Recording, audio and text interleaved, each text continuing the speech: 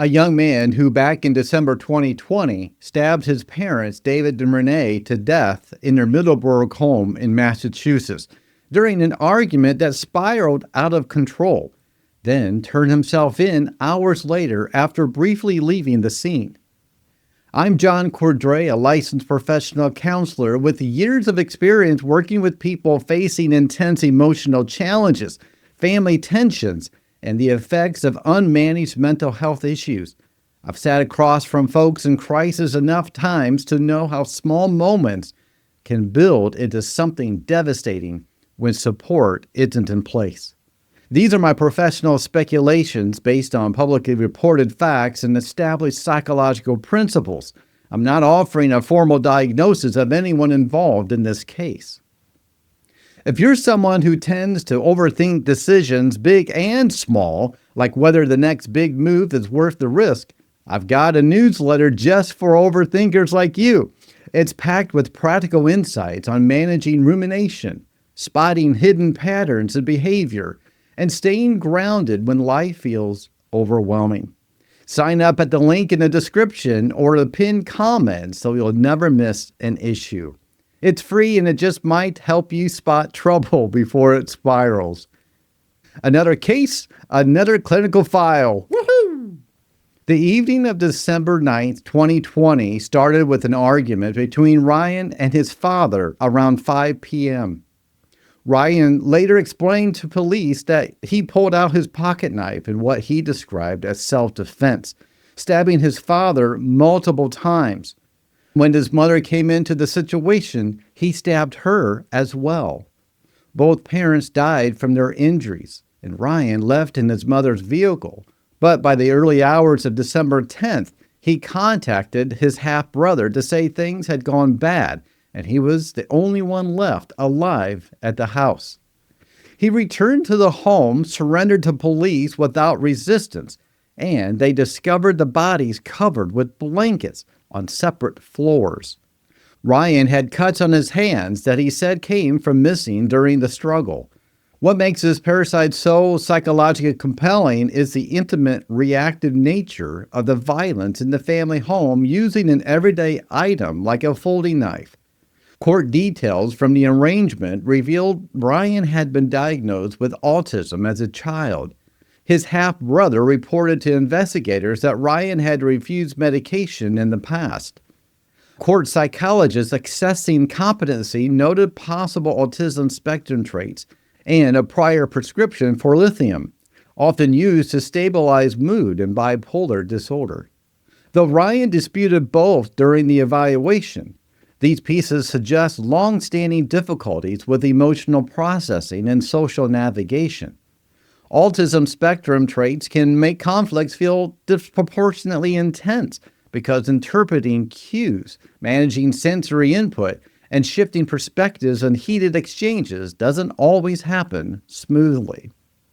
In a family environment where closeness brings constant interaction and expectations for compliance, that can create ongoing friction.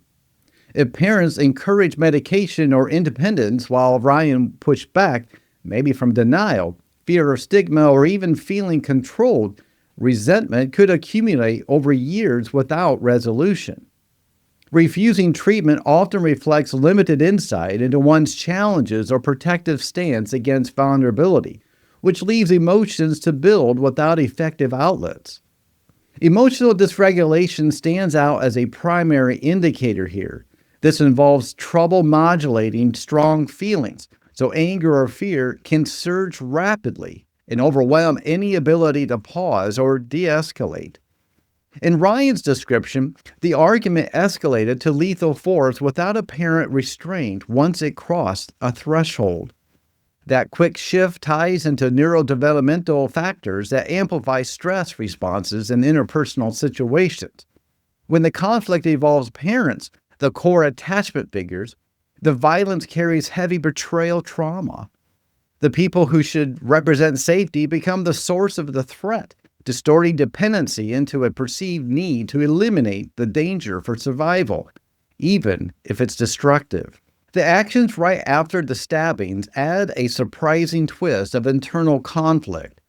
Ryan didn't flee far or stage a sophisticated escape. He drove briefly, reached out to his half-brother with a confession-like message, and returned to surrender.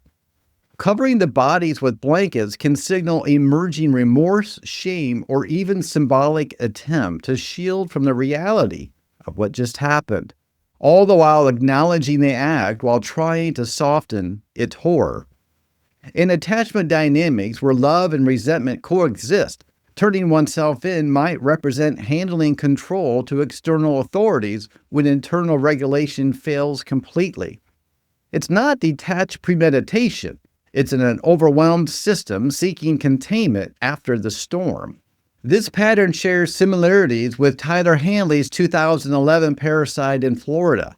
Hanley, at 17, bludgeons his parents with a hammer during family tensions, then hosted a party with friends while their bodies remained upstairs.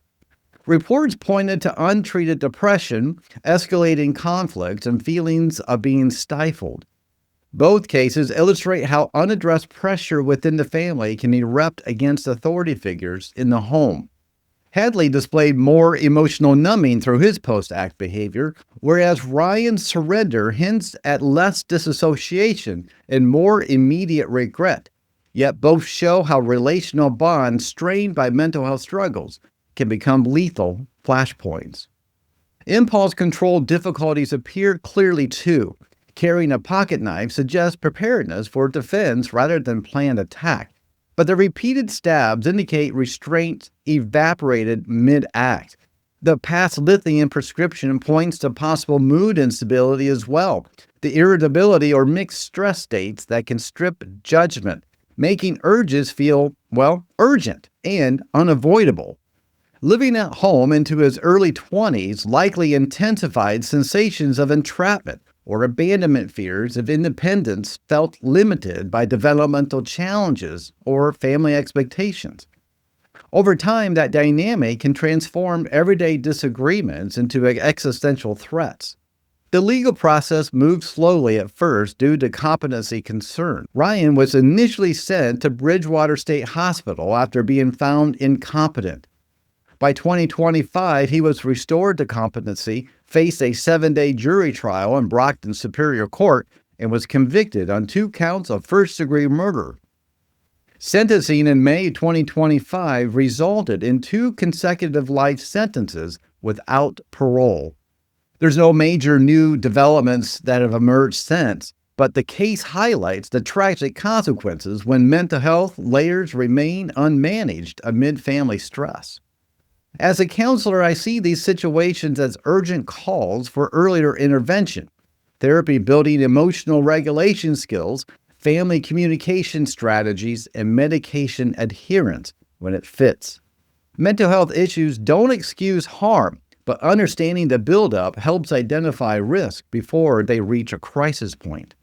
If exploring how autism traits, mood instability, and emotional dysregulation can intersect in family arguments just shifted your perspective on unseen pressures, hit subscribe. I'd hate to keep refreshing my notifications, wonder if anyone's too busy profiling their own relatives now. Subscribe so we can keep unpacking these complex minds together. No session fees attached, I promise. Ryan's decision to return and surrender serves as another reminder that confidence in handling personal chaos often doesn't align with reality. People frequently underestimate how fast control can vanish. Here's a summary of the main mental health indicators we've discussed here, with brief definitions of each. Emotional dysregulation. Trouble controlling intense emotions, which can cause sudden escalations and outbursts that override the ability to stop. Impulse control issues. Difficulty suppressing immediate urges, leading to actions taken without considering consequences. Autism spectrum traits. Differences in social communication, sensory processing, and flexibility that can make interpersonal conflicts feel more overwhelming. Mood instability. Shifts in emotional states, such as heightened irritability or low periods, sometimes treated with mood stabilizers like lithium. Attachment conflicts. complicated mixes of dependence and resentment toward caregivers, which can generate deep fears of abandonment or betrayal. This case is such an interesting case because here we have Ryan, who appears to be diagnosed with autism on the spectrum, and he had a pocket knife, and clearly he wasn't in that moment thinking that he was going to kill his parents with that pocket knife, I'm assuming. It just happened to be a tool that was turned into a weapon. I don't have all the information exactly what was said. We may not know, but we do know the behaviors that Ryan did. And it does appear he was remorseful. He did confess. He did turn himself in. And it was interesting that he put his parents on different levels of the house and then covered them with a blanket. There's some remorse probably, and some deep regret as well. So what did you think about this case? Were there any mental health patterns or psychological red flags particularly stand out to you? And that, my friends, closes this clinical file. Until next time, keep looking a little deeper, stay curious, and stay safe. Meanwhile, I'll be over here second-guessing every decision I made in this script.